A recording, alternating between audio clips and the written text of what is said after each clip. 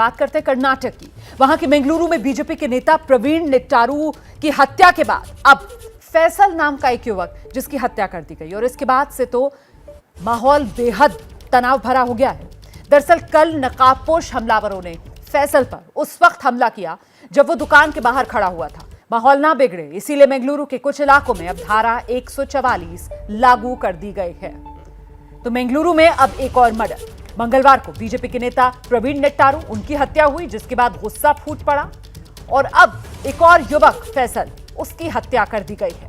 तो एक के बाद एक ये हत्याओं का सिलसिला जो थमने का नाम नहीं ले रहा और ऐसे में कर्नाटक में जो कानून व्यवस्था है सीधे सीधे वो सवालों के घेरे में है। हमने देखा था कि कल मुख्यमंत्री की तरफ से कहा गया कि अगर जरूरत पड़ी तो सख्त मॉडल यूपी जैसा या उससे भी सख्त मॉडल लागू करेंगे कर्नाटक में भी कानून के राज के लिए, कानून व्यवस्था को स्थापित करने के लिए। लेकिन फिलहाल ऐसा लग रहा है कि मुख्यमंत्री की बात बस बयान तक ही सीमित है। पहले प्रवीण नेट्टारू और अब फैसल का मर्डर, ये क्या हो रहा है कर्नाटक में? पिंकी, क्या अपडेट है?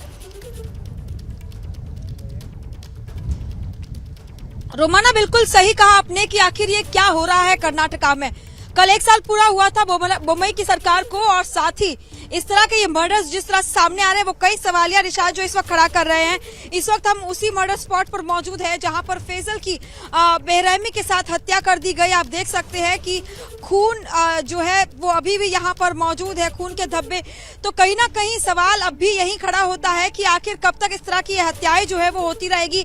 दक्षिण कन्नड़ा पहले भी कम्युनल मर्डर्स को लेकर काफी चर्चे में रहा है, कई बार सुर्खियां बटोरी है और कुख्यात कह सकते हैं एक तरह से ये पूरा जो प्लेस है जहां पर कई बार जो इस तरह की हत्याएं सामने आती है। लेकिन अब जिस तरह से प्रवीण नेट्टारू और उसके बाद फैसल की हत्या सामने आई है, लॉ एंड ऑर्डर को लेकर भी कई सवाल उठ रहे हैं। इस बीच पुलिस दोनों ही केसेस को इन्वेस्टिगेट कर रही है। एक और जहां प्रवीण नेट्टारू के मामले में 2 गिरफ्तारियां हो चुकी है, वहीं फैसल के केस की अगर बात करें तो अब तक कोई भी गिरफ्तारी हालांकि नहीं हुई है, लेकिन पुलिस जो है वो फिलहाल इन्वेस्टिगेशन कर रही है। फैसल के मामले में सीसीटीवी का फुटेज भी सामने आया था जहां पर किस तरह से मंकी कैप्स पहने हुए मर्डरर्स जो है वो उन पर अचानक से हमला करते जब वो इसी शॉप के बाहर मौजूद थे, तो पीछे से आकर उन पर धारदार हथियार से हमला करते हैं। अच्छा पिंकी, हत्या जो है वो सामने आती है क्योंकि अस्पताल ये बताइए पिंकी कि प्रवीण नेट्टारू जो है वो सीधे सीधे बीजेपी के नेता, फैसल को लेकर क्या कोई जानकारी सामने आ रही है? क्या फैसल का भी कोई पॉलिटिकल कनेक्शन, इस तरीके की कोई जानकारी जो सामने आई हो पिंकी?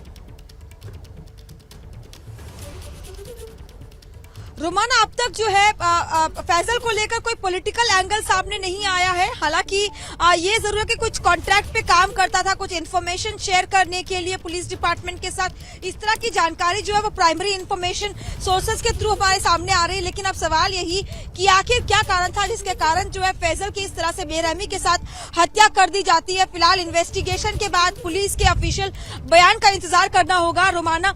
लेकिन तब तक जिस तरह से ये मर्डर्स एक के बाद एक सामने आया है एक ही जिले में, उसने मुंबई सरकार के लॉ एंड ऑर्डर को लेकर कहीं ना कहीं सवाल जरूर उठा दिए हैं। जी रोमाना, एक और महत्वपूर्ण बात ये पिंकी कि क्या प्रवीण नेट्टारू और अब फैसल की ये जो हत्याएं हुई हैं, क्या इनमें किसी तरीके का कोई कनेक्शन? जांच एजेंसियां क्या बता रही हैं?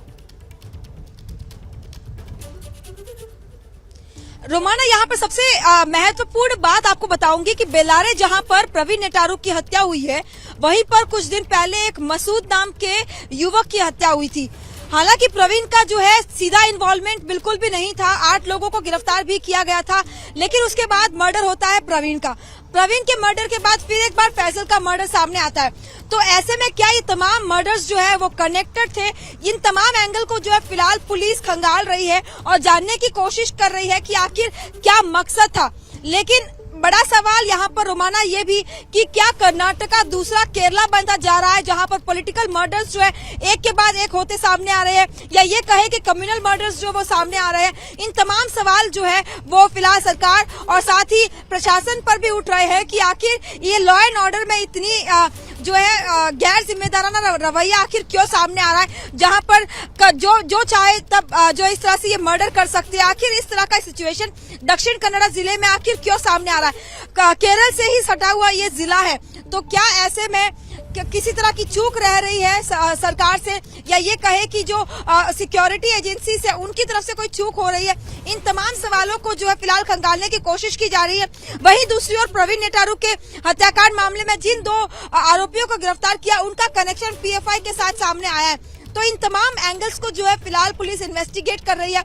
अब इंतजार करना होगा कि फैजल केस में आखिर पुलिस हमें क्या बयान देती है और इन्वेस्टिगेशन जो है वो किस ओर बढ़ता है। जी रोमाना, महत्वपूर्ण बात जो पिंकी कह रही हैं कि समझिए इस बात को, पहले प्रवीण की हत्या कर दी जाती है, उसके बाद अब फैजल की हत्या हो जाती है।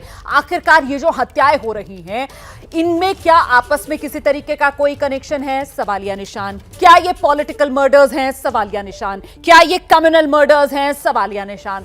एक के बाद एक सवाल सामने हैं, लेकिन जवाब एक भी सामने नहीं आ रहा। और कुल मिलाकर फिलहाल जिस तरीके से सिर्फ और सिर्फ सवाल हैं, जवाब मिल नहीं पा रहा है। पिंकी राजपुरोहित, क्या माना जाए? क्या इन्हीं सवालों में अब डावाडोल मुख्यमंत्री बम्बई की कुर्सी भी नजर आ रही है क्या?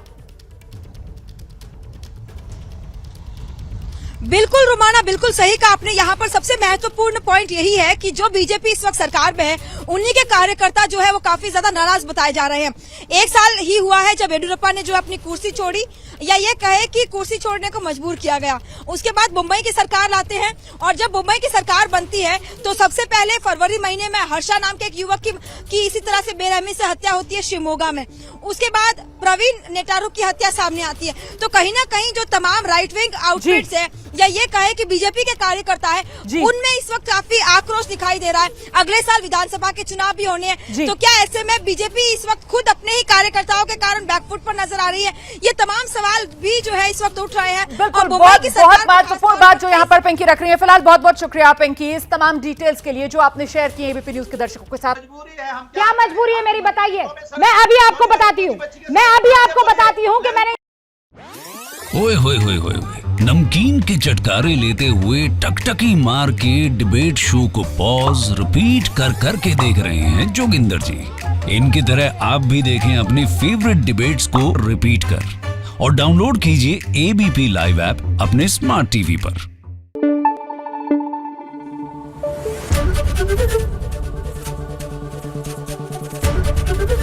एबीपी न्यूज आपको रखे आगे।